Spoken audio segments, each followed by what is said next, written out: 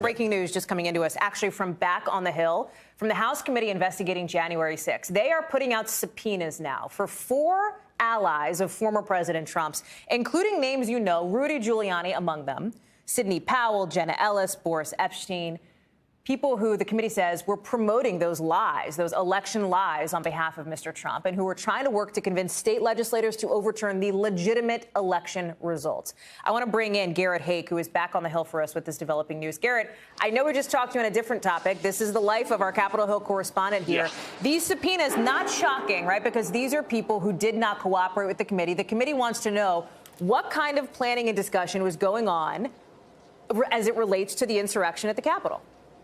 Yeah, that's exactly right. And when you look at these folks, particularly Giuliani, who was in many ways the face of the so-called Stop the Steal movement. I mean, he was traveling the country. He was speaking to state legislatures. He was holding press conferences, including one in the parking lot of a garden supply store that is now infamous in the history of press conferences.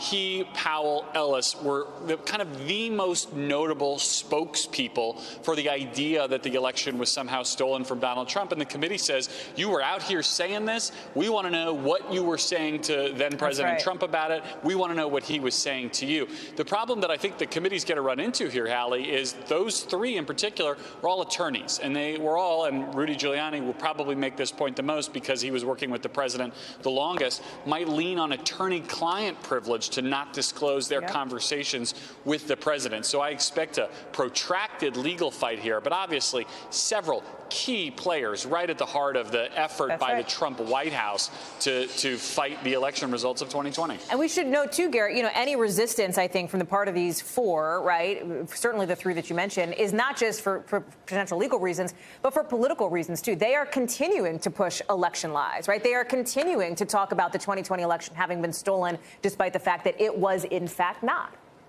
Yeah, that's exactly right. I mean, Jenna Ellis, I think, is probably the one who is the most outspoken now on that topic, is continuing to make political hay out of it. I mean, Giuliani and Sidney Powell have run into trouble with their law licenses. They've been named in lawsuits. I mean, they're already neck deep in legal issues from January 6th and from the transition to the Biden administration. Boris Epshteyn is an interesting one to me here. I feel like he's kind of the odd man out in this group. I think we need to explain to people who he is. He's somebody who was sort of in and around as an advisor to folks in the Trump circle, kind of a comms type person, right, looking at messaging and strategy, et cetera, and was apparently involved in this discussion at this hotel that became kind of home base, right, for this whole movement. And that's what the committee wants to know about. That's right. He was a Trump staffer for a time. Then he left and was a figure in the media world. He worked for, I think, Sinclair Broadcasting for a while. Although don't quote me on that. He was kind of out there as an outside comms advisor to then President Trump. And yes, he is mentioned in here for his involvement in the Willard Hotel meeting in the lead up to January 6th,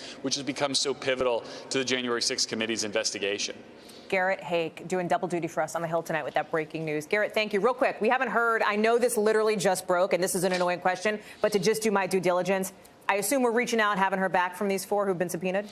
We are out to all of them. Okay. No word back yet. I have to ask. Garrett Haake, thank you much. Appreciate it.